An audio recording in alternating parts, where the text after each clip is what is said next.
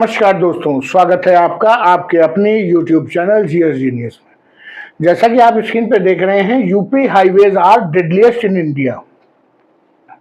कहने का तात्पर्य है कि उत्तर प्रदेश में जो सड़कें हैं, जो यहाँ के हाईवे हैं, वो सर्वाधिक खतरनाक हैं पूरी इंडिया में, और सबसे ज्यादा मृत्यु यहीं की सड़कों पर एक्सीडेंट के द्वारा होती है।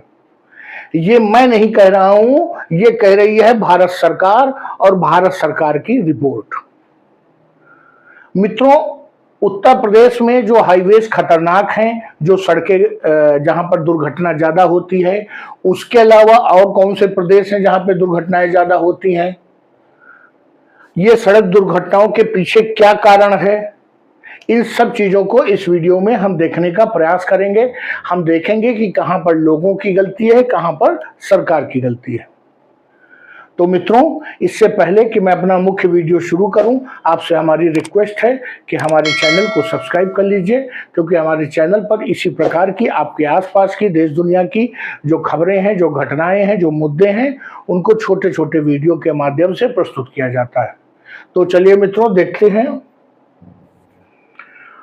हाल ही में भारत सरकार की सड़क एवं मार्ग मंत्रालय, मिनिस्ट्री ऑफ रोड ट्रांसपोर्ट, सड़क परिवहन एवं मार्ग मंत्रालय का जो रिपोर्ट आई है, जो रोड एक्सीडेंट रिपोर्ट 2023, एक रिपोर्ट जारी हुई है, जिसमें बताया गया है कि पूरे भारत में सर्वाधिक एक्सीडेंट जो होते हैं वो तमिलनाडु में होते हैं, लेकिन जो सड़कों पर एक्सीडेंट के कारण सबसे ज्यादा मृत्यु होती है वो उत्तर प्रदेश में होती है।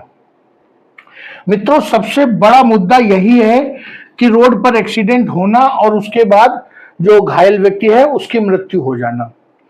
एक्सीडेंट होने के बाद अगर एक्सीडेंट हल्के प्रकार का है या गंभीर प्रकार का भी है, तो समय पर जो घायल है वो अस्पताल पहुंच गया। एक्सीडेंट हुआ और घायल मर गया, ये बहुत ही बुरी स्थिति है। कहने का तात्पर्य है कि भारत के जितने भी हाईवेज हैं, चाहे वो नेशनल हाईवे हों, चाहे स्टेट हाईवे हों, इनमें सबसे ज्यादा लोगों की मृत्यु अगर कहीं हुई है तो वो उत्तर प्रदेश में हुई है। ये डाटा ये साफ साफ बता रहा है।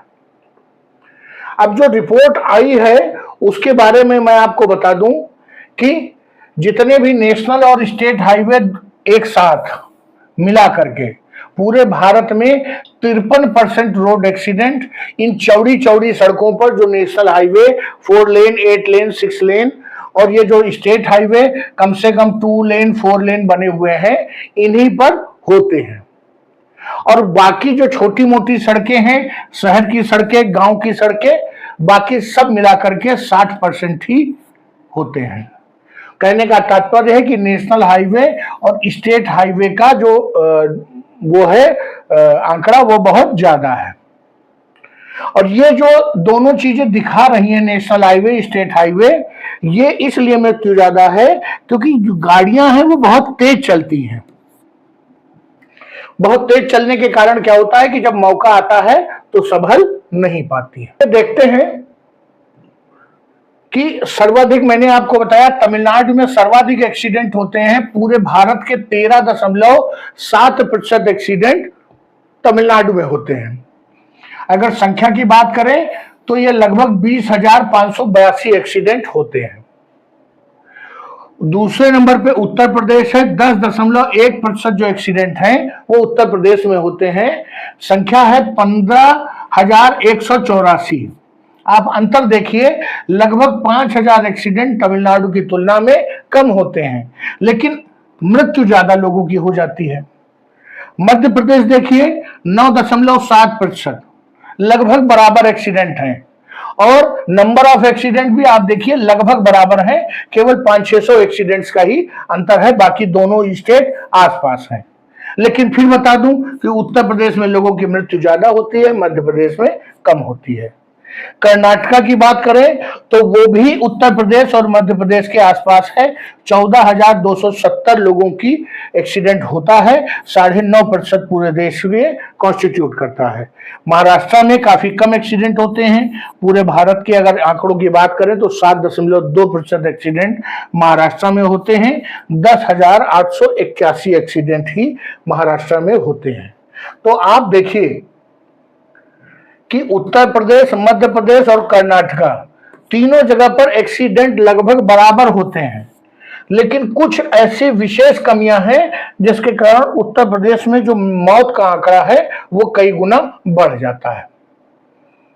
अब आइए देखते हैं, मृत्यु के मामले में उत्तर प्रदेश टॉप पर है। एक्सीडेंट केवल 10% हो रहे हैं विश्व में, भारत में, और मृत्यु जो है वो 13.5%, 13.4% हो रही है। वहीं अगर तमिलनाडु को देखिए तो एक्सीडेंट 13%, 14% है और मृत्यु केवल 10% है। बिल्कुल आंकड़ा पलट गया उत्तर प्रदेश और तमिलनाडु का।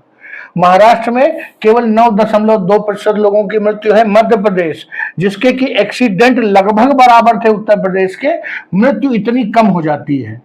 और कर्नाटका में ये और भी कम हो जाती है। आपको मैंने पहले बताया था कि उत्तर प्रदेश, मध्य प्रदेश और कर्नाटका में लगभग एक्सीडेंट्स की संख्या समान है साल भर में, लेकिन मृत्यु की संख्या कई गुना बढ़ जाती है।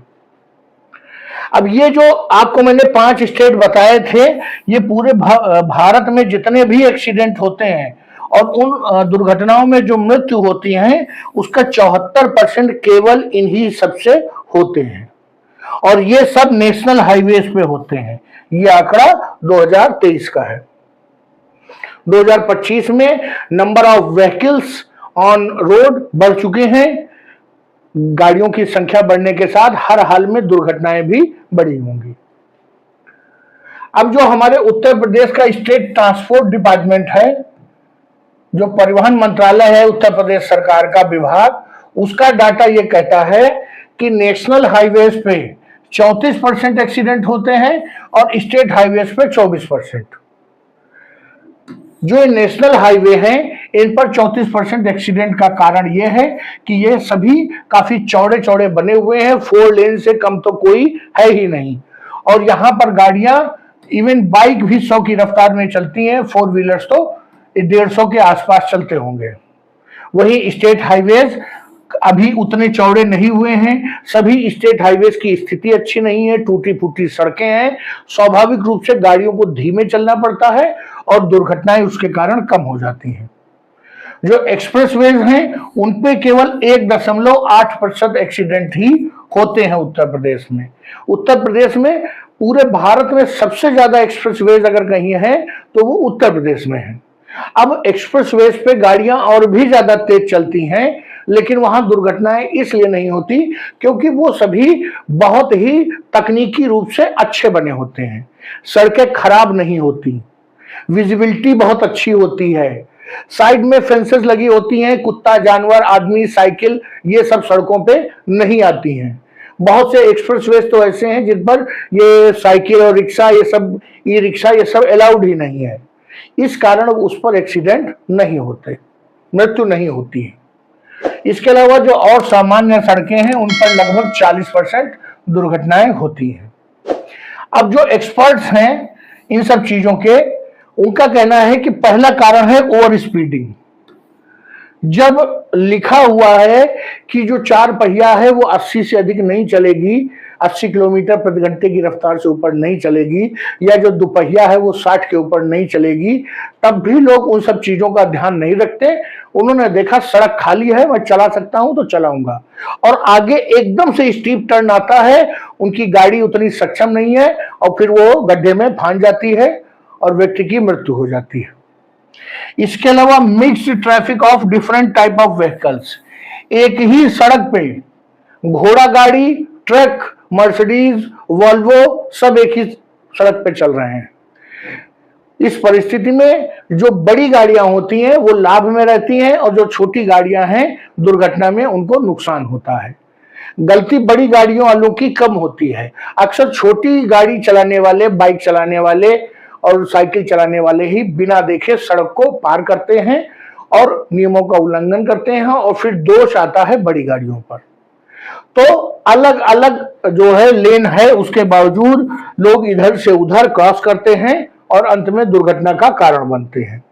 इसके अलावा जो यहाँ पर स्टेट हाईवेज हैं या नेशनल हाईवेज हैं, उसमें क्रैश बैरियर नहीं लगे हुए हैं।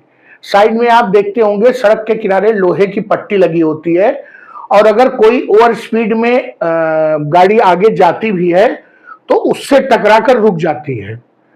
और इसका लाभ यह होता है कि गाड़ी दुर्घटनाग्रस्त तो हुई लेकिन व्यक्ति की मृत्यु नहीं हुई। इसके अलावा लाइटिंग बहुत पुअर है, इन सब चीजों पे कोई ध्यान ही नहीं देती सरकार। अगर एक बल्ब फ्यूज है तो मैं आपको बता दूं रोड का, तो जब तक कोई कंप्लेंट नहीं करेगा तब तक सरकार के जो डिपार्टमेंट हैं वो ध्यान नहीं देंगे। अगर कंप्लेंट भी कर देंगे तो 3 महीने तक कंप्लेंट ऐसे पड़ी रहेगी, कोई ध्यान नहीं देगा। यहां तक कि आप एक्सप्रेस वेज पे चले जाइए, आपको फ्लिक करती हुई चमचमाती हुई लाइटें मिल जाएंगी जो एक के बाद जलती बुझती ये सब दुर्घटना का कारण बनती है। यही एक्सपर्ट्स के अनुसार मुख्य दुर्घटना के कारण है। एक्सपर्ट ने यह भी बताया कि अब जो है आमने सामने की दुर्घटनाएं बहुत कम होती हैं, क्योंकि सड़कें चौड़ी हो गई हैं और बाईं साइड के व्हीकल बाईं साइड चलते हैं, दाईं साइड के व्हीकल दाईं साइड चलते हैं। अधिकांश एक्सीडेंट जो होते हैं वो इस प्रकार होते हैं कि किसी न किसी गाड़ी ने पीछे से किसी दूसरी गाड़ी को हिट कर दिया।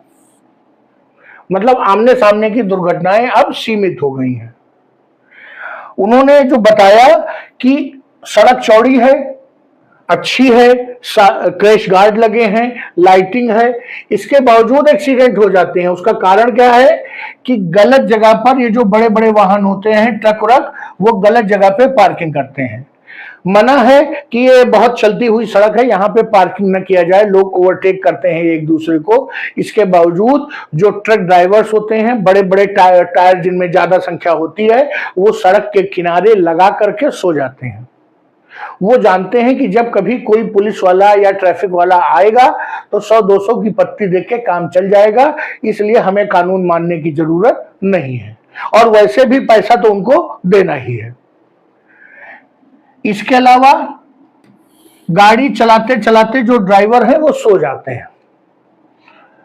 अगर दिन में आराम नहीं किया है तो स्वाभाविक रूप से जो आपकी बॉडी क्लॉक है वो रात में एक समय के बाद आपको नींद आएगी, और ड्राइविंग के दौरान आपको हेलुसिनेशंस होंगे। आपको लगेगा कि आप जाग रहे हैं लेकिन वास्तव में आपका दिमाग सो चुका है, और फिर आप उसी गति में चलते रहेंगे। जब ब्रेक मारना होगा तो आप नहीं मार पाएंगे और सामने वाली गाड़ी में टकरा जाएंगे।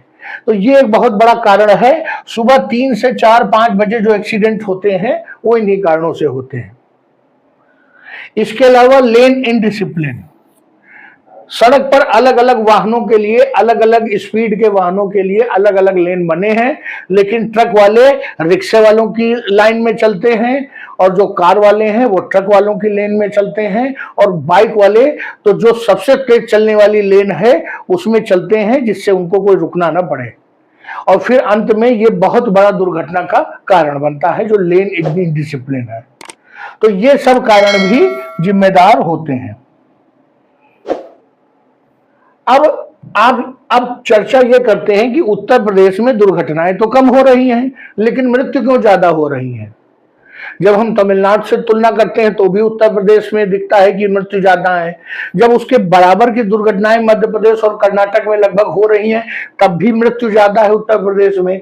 तो उसका कारण है कि जो रोड साइड और हाईवेज हैं वहां पे प्रॉपर मेडिकल फैसिलिटीज नहीं है, हॉस्पिटल्स नहीं है, ना तो प्राइवेट और ना तो सरकारी। जो एम्बुलेंस सेवा है वो भी लगभग ध्वस्त है। जो 1 आवर गोल्डन रूल होता है कि एक्सीडेंट के बाद अगर 1 घंटे में घायल को डॉक्टर उपलब्ध हो जाता है, फैसिलिटी, मेडिकल फैसिलिटी मिल जाती है, फर्स्ट एड मिल जाती है, तो उसकी जान बच सकती है। यहां लोग घायल को देखने के बाद पहले तो कोशिश करते हैं कि उसकी जेब में पैसा है कि नहीं, मोबाइल है कि नहीं, और कुछ वैल्यूएबल हो तो उसको पार कर दें। उनमें कोई भला आदमी आता है, वो एम्बुलेंस को कॉल करता है तो एम्बुलेंस वाला 3 बार उससे पूछता है कि मुझे कहां आना है, लोकेशन बताइए। अब हाईवे पे कोई चौराहा तो है नहीं कि चौराहा बता दिया जाए, वो पिलर नंबर ये वो सब बताता है, लेकिन कोई वहां से उसको सीरियसली नहीं लेते और प्रयास नहीं करते। अगर वो बताता है कि मैं टोल से 4 किलोमीटर आगे एक्सीडेंट हुआ है, तो वो पूछते हैं किस टोल से हुआ है, कब हुआ है, दुनिया भर की जानकारी लेते हैं और समय बीत जाता है और घटनास्थल पे ही घायल की मृत्यु हो जाती है। और हाँ, एक और बड़ा वो है कि आजकल इसको, ये जो दुर्घटनाएं हैं इसको लाइव कर देते हैं, इसको सोशल मीडिया पे रिकॉर्डिंग करते रहते हैं मोबाइल से। उसको बचाने का, उसको अस्पताल पहुंचाने का कोई प्रयास नहीं होता।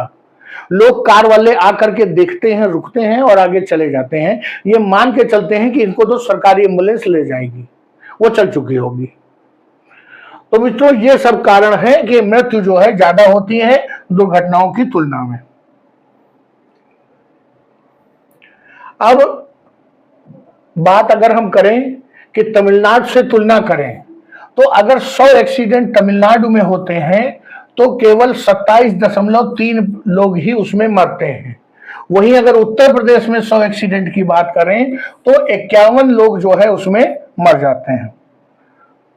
मैं ये केवल डाटा दे रहा हूं जो रिपोर्टेड है, बहुत सा डाटा अनरिपोर्टेड भी होगा जिसको किसी ने रिपोर्ट नहीं किया है। उत्तर प्रदेश में प्रत्येक 2 घंटे में लगभग 65 लोग सड़क दुर्घटना में मारे जाते हैं और इनमें से 1800 बच्चे, 10,000 पैदल चलने वाले और जो तेजी से गाड़ी चलाते हैं वो भी 8,726 लोग होते हैं। सबसे बड़ा खतरा तो पैदल चलने वालों को है, वो किनारे चल रहे हैं तो भी कोई पीछे से उड़ा देगा और अगर गलत तरीके से क्रॉस कर रहे हैं तब तो उनकी जान जोखिम में है ही। और सबसे बड़ी बात, जो ये रोड दुर्घटना में जो लोग मारे जाते हैं उनमें से अधिकांश लोग 18 से 45 वर्ष के होते हैं और ये जो उम्र है ये सबसे प्रोडक्टिव एज है। ये वो एज है जिस उम्र में लोग अपने लिए, अपने परिवार के लिए, प्रदेश के लिए और देश के आर्थिक उन्नति में योगदान कर सकते हैं। और वो जो उम्र है उस उम्र के लोग अनायास बिना मतलब रोड एक्सीडेंट में मारे जाते हैं। 18 साल से पहले जो लोग हैं उनको गाड़ी चलाने की अनुमति भारत में नहीं है, तो इसलिए इनकी संख्या स्वाभाविक रूप से कम हो जाएगी। दूसरी बात, 45 साल से कम उम्र के लोग स्वतः गाड़ी चलाना कम कर देते हैं। बहुत लोगों के 2-4 एक्सीडेंट तब तक हो चुके होते हैं, उनके पैर वैर टूट टाट चुके होते हैं, आंखों से दिखना बंद हो जाता है, कानों से सुनाई कम देता है, इसलिए वो सड़क पे निकलते ही कम है या किसी दूसरे के साथ निकलते हैं। इसलिए जिन लोगों की मृत्यु होती है उनमें से अधिकांश 18 से 45 वर्ष के लोग होते हैं। तो मित्रों, ये कुछ आंकड़ा था जो उत्तर प्रदेश के बारे में, सड़क दुर्घटनाओं के बारे में था और इसमें 5 और बड़े राज्यों से उसकी तुलना की गई थी जहां पर दुर्घटनाएं ज्यादा होती हैं और पाया गया कि दुर्घटनाएं कम होने के बावजूद मृत्यु जो है घायलों की ज्यादा होती है। मित्रों, वीडियो को यहीं समाप्त करता हूं। हमारी दी गई जानकारी अच्छी लगी हो तो वीडियो को लाइक करिए, चैनल को सब्सक्राइब करिए। धन्यवाद।